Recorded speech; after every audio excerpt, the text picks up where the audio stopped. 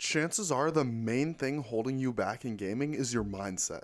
In this video, I'm going to explain why that's the case and how you can fix it. A lot of people confuse mindset and mental game.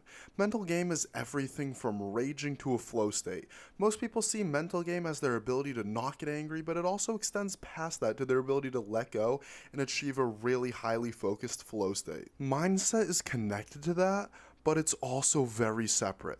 You can have an amazing mindset and still manage to get angry in game, and you can have a terrible mindset and still manage to achieve a flow state, though the two are both very unlikely, as mindset can help you get into that flow state level calmness. So what is a mindset? Well, it's how you look at your skill and your progress. Mindset can really fit into two categories, either the growth mindset or the fixed mindset. The fixed mindset wants to prove its skill and its talent. It sees these things as relatively fixed and doesn't care to actually improve at them. It wants people to tell them they have good aim, not that they have bad aim. By this definition, a lot of people who have fixed mindsets might think that they don't. You can know improvement exists and still have an idea in the back of your mind that you are capped at a certain level, or you won't improve past your current level, or that you really want your current level to be considered good. If you're like constantly going into aim labs, going into Kovaaks and trying to achieve high scores and benchmarks, then chances are your mindset's relatively fixed. You are more focused on trying to prove that your current skill level is at a certain point rather than trying to get your future skill level past that point. Now, most people don't like to choke a high score run or like lose in a ranked game in some game, but when you do lose, what is your response?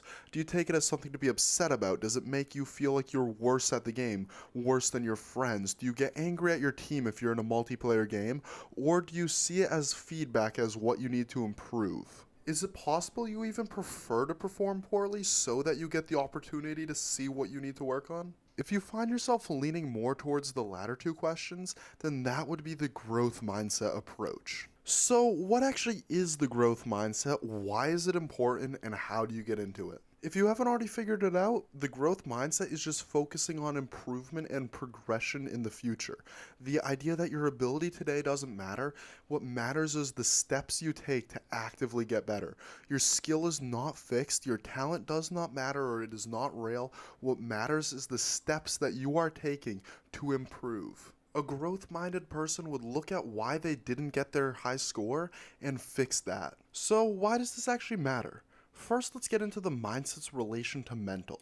As I said earlier, the mental game and your mindset are very separate from each other, but at the same time they have some pretty strong links. If you treat every death as a sign that the other person's better than you, and every kill as a sign that you're better than them, you'll likely become very emotionally attached to every single interaction. So while it's possible to get around, a mindset can really hold you back in terms of making you angry and also making you really tied to the game emotionally, which would make it very hard for you to achieve a flow state. For anyone who doesn't know, a flow state is a state of mind where your mind is at peace, you are completely focused, you're not like overtly consciously controlling your emotions, but you're also making them far more effectively than you normally do. If you want more information on this, you can check out my video in the top right and buy and read The Inner Game of Tennis, link in the description. I would strongly recommend this book for anyone serious about trying to improve at any game. So in-game, this will mean that you won't see your deaths as enraging. If anything, you will see them as a lesson. You will enjoy learning from them. For example, a few months ago, I was in a ping pong match against the guy in my building. He was very good at the game, I was very bad. I knew I was bad and I wanted to improve and learn.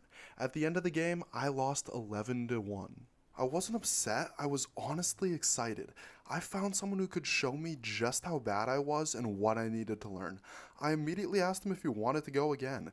I enjoyed the game and was more focused on improving my skill, even though I knew my entire floor might roast me afterwards. If you've ever read The Inner Game of Tennis, this experience really lines up with when the author claimed he won the inner game during a tournament he was losing. He did that by enjoying the game, enjoying performing poorly to a better player, and focusing on improving. To achieve a flow state, you must play relaxed, you must not be frustrated, you must be focused.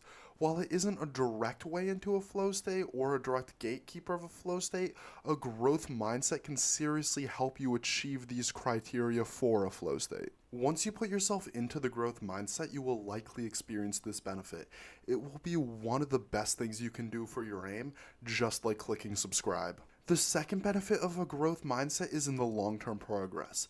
If you read the book Mindset by Dr. Carol Dweck, you'll hear countless examples of people either not improving or improving and then crashing because of a fixed mindset, and countless examples of people making themselves into the greatest performer in some kind of sport or some kind of field by taking the approach of a growth mindset. Check out the link into the description for this book. Simply put, the fixed mindset avoids difficult challenges and improvements, and it seeks easiness and things to prove that it is smart, that it is good at whatever skill it is trying to learn. It will improve more slowly, and when competition does get harder, it breaks down. On the other hand, the growth mindset allows you to face new challenges, to take on those challenges excitedly, accept that failure is a part of learning, and focus on improving. You will confront challenges which will innately make you improve faster, and you will be actively looking at how to improve, which will make you improve even faster. So how do you get into a mindset? It's actually pretty easy to train yourself. You just do it like learning any other skill. When a thought passes through that seems more fixed-minded, just replace it with a growth-minded statement. Convince yourself that your skill level is not fixed, that how you are today does not matter, and focus only on how you are tomorrow. When you fail to do something, focus on how to learn to do it better. When you can't high score in 1 while 6 targets small, watch a VOD. Notice that your micro adjustments only land like half of the time, forcing you to do double adjustments and focus on making them land more often. Thanks for watching. Subscribe for more aim training content.